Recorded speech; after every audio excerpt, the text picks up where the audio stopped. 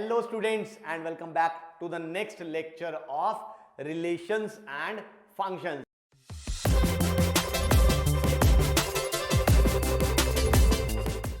और जैसा कि आप सबको याद होगा लास्ट लेक्चर में हम लोगों ने रिलेशंस के बारे में बात करी थी. इनफैक्ट उसका थ्योरी पार्ट पूरा हमने पढ़ा था. तो मेरे हिसाब से आपने वो लेक्चर अच्छे से रिवाइज कर लिया होगा और थ्योरी को अच्छे से समझ लिया होगा. बट मैथ्स में सिर्फ थ्योरी समझने से काम नहीं चलने वाला. काम तो तब चलेगा जब हमें उस थ्योरी को समझ के उसको अप्लाई करना आता हो, यानी कि हमें क्वेश्चन सॉल्व करने आते हो. तो चलिए विदाउट वेस्टिंग अ मिनट हम लोग कुछ क्वेश्चंस की प्रैक्टिस करते हैं ताकि रिलेशन पे हमारी पकड़ और अच्छी बन पाए. हाँ तो बच्चों, ये है पहला क्वेश्चन. वो कहता है एक सेट है जिसमें एलिमेंट्स है 1 2 3 4 6 and R be a relation on set ए. ध्यान से देखो, मैं बार बार कहता हूं क्वेश्चन को पढ़ते हुए इंटरप्रेट करना है.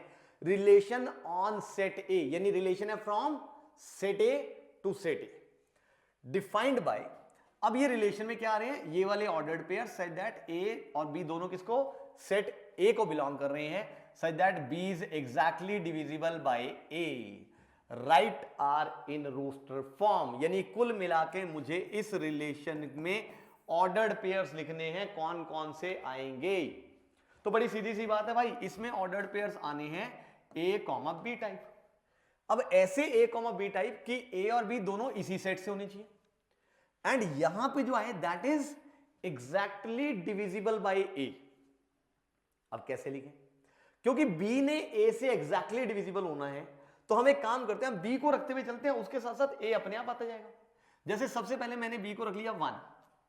अब यहां पे हमने एक नंबर रखना है a such that this 1 is exactly divisible by that number.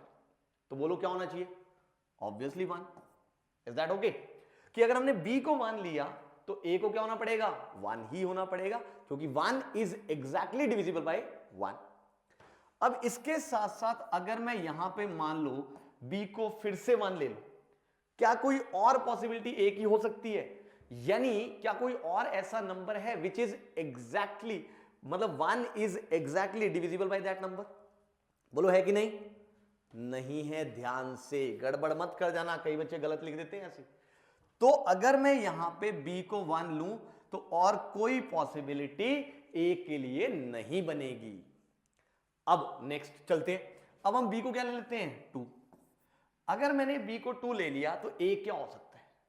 यानी 2 is exactly divisible bye a. तो सोचो a क्या क्या हो सकता है भाई? a मैं 1 ले सकता हूं because 2 is exactly divisible bye 1. बिल्कुल ठीक. अच्छा, अगर मैंने फिर से b को 2 ले लिया तो और a क्या हो सकता है? ध्यान से सोचो जरा भाई. 2 इज एग्जैक्टली डिविजिबल बाय 2 भी तो हो सकता है. अब फिर से अगर मैं यहां पे b को 2 ले लूं तो क्या कोई और नंबर हो सकता है? 2 इज एग्जैक्टली डिविजिबल बाय किसी और नंबर से इनमें से? नहीं. इसका मतलब b को 2 के कॉरेस्पॉन्डिंग a की और कोई पॉसिबिलिटी नहीं बची है. तो नेक्स्ट अब हम b को क्या ले लेते हैं? 3. तो बोलो यहां पे क्या लें? 1 ले लें. 3 इज एग्जैक्टली डिविजिबल बाय 1. बिल्कुल ठीक. अच्छा, और अगर मैं फिर से b को 3 ले लूं तो और क्या हो सकता है? बोलो भाई, b को अगर 3 लिया तो a भी क्या हो सकता है? 3. 3 इज एग्जैक्टली डिविजिबल बाय 3. बिल्कुल ठीक है. Is that okay? अब नेक्स्ट और दिख रहा है कि अगर मैं b को 3 ले लूंगा तो कोई बात बनेगी नहीं. हाँ, तो b को हम नेक्स्ट ले लेते हैं 4. अब अगर 4 लिया तो a क्या हो सकता है? Of course 1 because 4 is exactly divisible bye 1. और क्या हो सकता है अगर मैं b को 4 ले लूं तो a क्या हो सकता है? 2 हो सकता है. बिल्कुल ठीक बात. और अगर मैं b को ले लूं 4 तो और क्या हो सकता है? 4 भी तो हो सकता है. 4 इज एग्जैक्टली डिविजिबल बाय 4 है ना. नेक्स्ट अब b को अगर मैं फिर से 4 ले लूं और कोई पॉसिबिलिटी है नहीं. तो नेक्स्ट अब मैं क्या ले लेता हूं यहां पे? देखिए जरा ध्यान से, b को ले लिया मैंने 6. तो क्या क्या हो सकता है? ध्यान से देखो. 1 हो सकता है. बिल्कुल ठीक बात. अगर मैं 6 ले लूं b को तो और क्या हो सकता है? 2 हो सकता है. और क्या हो सकता है? बोलो. अगर मैंने b को 6 ले लिया तो 3 हो सकता है. और क्या हो सकता है अगर मैंने b को 6 ले लिया तो a 6 भी तो हो सकता है. Is that okay? अब यहां से अगर हम देखें तो हम b की सारी पॉसिबिलिटीज एग्जॉस्ट कर चुके हैं और उसके कॉरेस्पॉन्डिंग a ऑटोमेटिकली आ चुका है. यानी यहां से हम श्योर हैं कि इसके अलावा इस रिलेशन में और कोई भी ऑर्डर्ड पेयर नहीं आ सकता. Is that okay? ध्यान से मैं बार बार कह रहा हूं बेटा, मैंने पहले भी आपको कई बार सिखाया है कि आप एक सिरे से स्टार्ट करें और दूसरे सिरे पे पहुंचे, कभी भी कोई चीज मिस नहीं होगी। Is that okay? अब आप अपना आंसर यहां से मैच कर सकते हैं। तो ये आ गया आंसर, क्वेश्चन खत्म। समझ आ गया आप लोगों का? ठीक था कि नहीं? चलो बहुत अच्छा है अगर ठीक था तो। चलिए फिर चलते हैं नेक्स्ट क्वेश्चन। ये हाँ तो बच्चों ये आ गया नेक्स्ट क्वेश्चन। अब नेक्स्ट में वो कह रहा है we have to determine the domain and range of the relation R defined by this. अब ये एक रिलेशन डिफाइंड है और हमें इसकी क्या निकालनी है? डोमेन और रेंज। याद करिए जरा, याद है पिछला चैप्टर? डोमेन क्या होता था? Set of all first entries of the ordered pairs. Range set of all second entries of the ordered pairs. यानी अगर मुझे ऑर्डर्ड पेयर्स मिल जाए तो मैं बड़ी इजीली डोमेन रेंज दोनों चीजें निकाल सकता हूं, है कि नहीं? तो कुल मिला के मेरा क्वेश्चन सॉल्व हो जाएगा अगर मैं इस रिलेशन के ऑर्डर्ड पेयर्स लिख लूं। यानी अगर मैं इस रिलेशन को कौन सी फॉर्म में लिख लूं? रोस्टर फॉर्म में, सेट बिल्डर फॉर्म में तो लिखा ही है।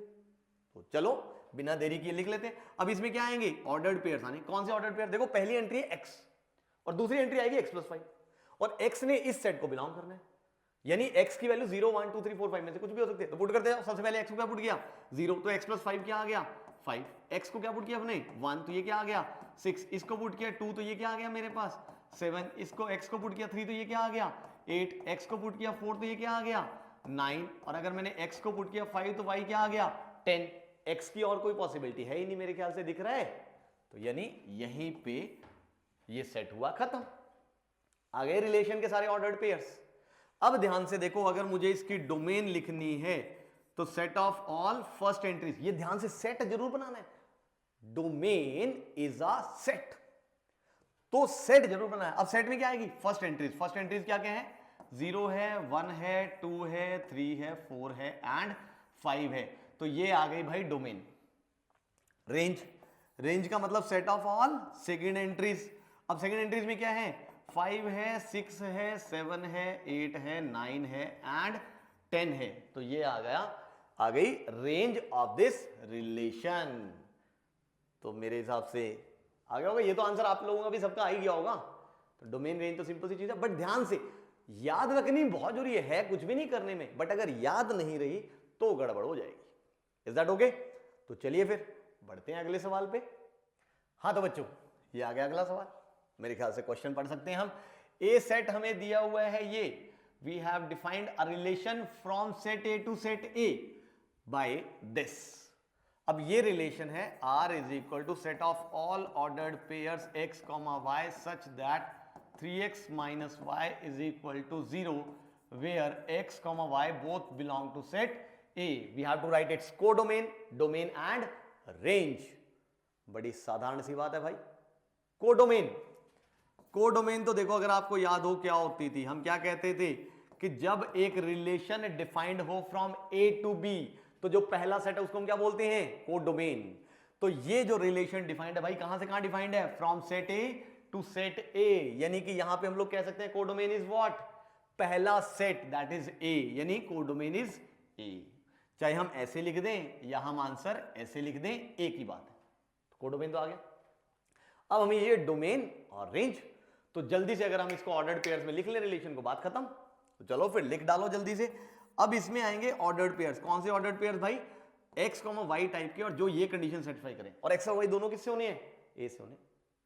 अब यहां से हम कैसे पुट करें? देखो अगेन वही, एक को पुट करते जाओ दूसरा निकालते जाओ। अब किसको पुट करें किसको निकाले? अगर आप ध्यान से देखो यहां से मैं कह सकता हूं 3x minus y is equal to 0, मतलब y किसके इक्वल आ गया? बेसिकली 3x के। देखो दिख रहा है कि नहीं भाई? अगर ये है तो y is equal to 3x ही आया। तो यानी अगर मैं x को पुट करता जाऊंगा y ऑटोमेटिकली आता जाएगा। पुट करते जाओ। सबसे पहले मैंने x को क्या पुट किया? क्योंकि इस सेट से आना है। x को पुट किया 1, तो y क्या आ गया? 3। x को मैंने पुट किया 2, तो y क्या आ गया? 6। x को मैंने पुट किया 3, तो y क्या आ गया मेरे पास? 9। x को क्या पुट किया? 4, तो y क्या आ गया? 12। अब x को क्या पुट किया हमने? 5, तो y क्या आ जाएगा? 15। बट इस सेट में देखो ध्यान से, y ने क्योंकि इसी से होना, तो y 15 तो हो ही नहीं सकता। इनफैक्ट 14 से बड़ा तो y कुछ भी नहीं हो सकता। यानी अगर y 15 नहीं हो सकता तो फॉर श्योर यहां से x भी 5 हो ही नहीं पाएगा। इनफैक्ट ना x5 हो सकता, ना 6, ना 7, इनफैक्ट आगे x भी कुछ भी नहीं हो पाएगा। यानी इस रिलेशन में यही 4 ऑर्डर्ड पेयर्स आएंगे। और अगर ये 4 ऑर्डर्ड पेयर्स हैं तो भाई अब हम लिख लेते हैं इनकी डोमेन। डोमेन मतलब set of all first entries of the ordered pairs which is nothing but 1 2 3 and 4। And अगर मैं रेंज की बात करूं, set of all second entries of the ordered pairs, जो कि मुझे दिख रही है 3 6 9 एंड 12। तो भाई ये आ गया मेरे पास डोमेन, रेंज एंड कोडोमेन। यहां पे आंसर आया, क्वेश्चन हुआ खत्म। मेरे ख्याल से कर लिया होगा सभी ने ये वाला क्वेश्चन। चलिए फिर आगे बढ़ते हैं नेक्स्ट क्वेश्चन पे। हाँ तो बच्चों ये है अगला क्वेश्चन। अब वो कह रहा है we have to find the number of relations from set A to set B.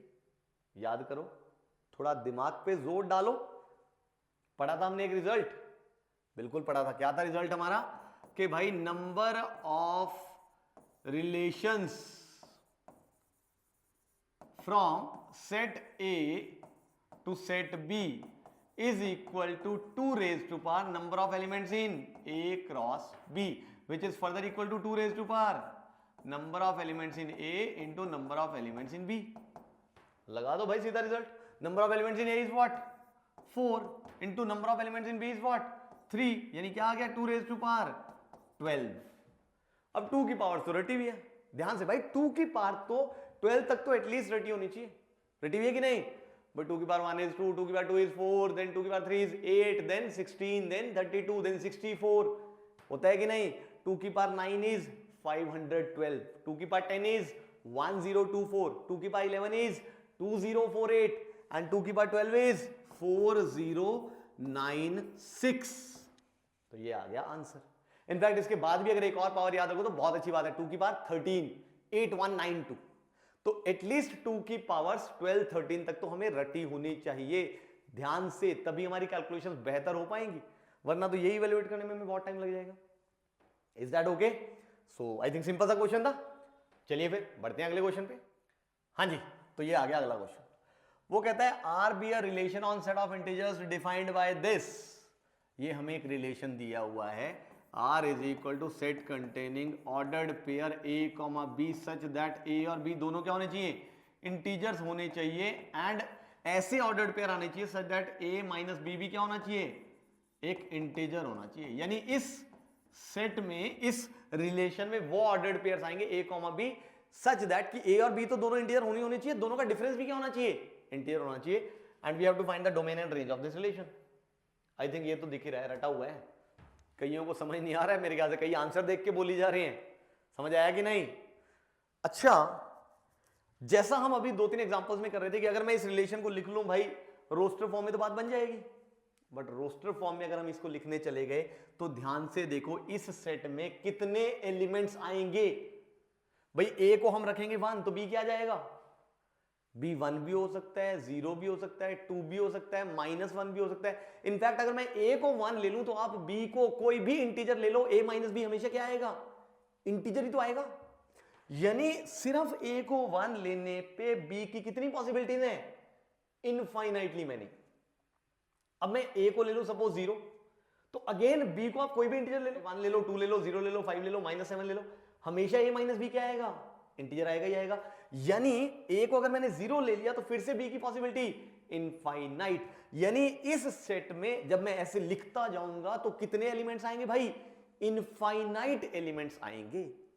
यानी इस रिलेशन को हम रोस्टर फॉर्म में एलिमेंट्स की लिस्टिंग हम नहीं कर पा रहे हैं, बट हमने इसको रोस्टर फॉर्म में थोड़ी लिखना है।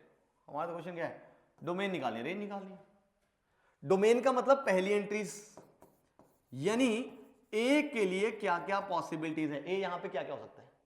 अब ध्यान से देखो, यहां पे यूज होना है हमारे 9-10 का एक रिजल्ट जो हम जूनियर क्लास में पढ़ के आते हैं कि अगर हमारे पास, क्योंकि हमें पता है ए और बी दोनों क्या हैं? इंटीजर्स हैं, तो अगर हमारे पास 2 इंटीजर्स हैं तो उनका जो डिफरेंस है वो हमेशा क्या आना है हमारे पास? इंटीजर ही तो आना है। अगर 2 इंटीजर्स हैं तो उनका डिफरेंस भी क्या आना है? इंटीजर ही आना है। यानी whatever B the integers A and B are, a minus B is always an integer. इसका मतलब, क्योंकि अगर a ने इंटीजर होना है, b ने भी इंटीजर होना है, जो मर्जी इंटीजर ले लो, a माइनस बी हमेशा इंटीजर ही आएगा। यानी इसमें तो सारी पॉसिबिलिटीज आ जाएंगी a और b की, यानी a can be any integer. और अगर a can be any integer तो first entry can be any integer, यानी डोमेन क्या आ गई, सेट ऑफ इंटीजर्स।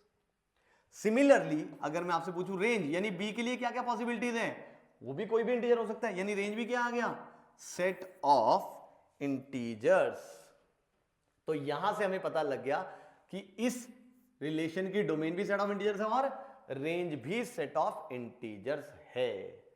तो मेरे ख्याल से समझ आ गया होगा, पता लग गया होगा। तो भाई ये है हमारे पास रिलेशंस का एक छोटा सा टॉपिक जो कि हमें पता होना चाहिए और हमें अच्छे से आना चाहिए। तो मेरे ख्याल से यहां तक सब चीजें आपको क्लियर है। तो चलिए, अब अगर ये क्लियर हो गई है तो मैं इसी के साथ आज के लेक्चर को खत्म करता हूं और मिलता हूं आपसे नेक्स्ट लेक्चर में, जहां हम लोग बात करेंगे फंक्शंस के बारे में। तो चलिए, सी यू ऑल गाइस।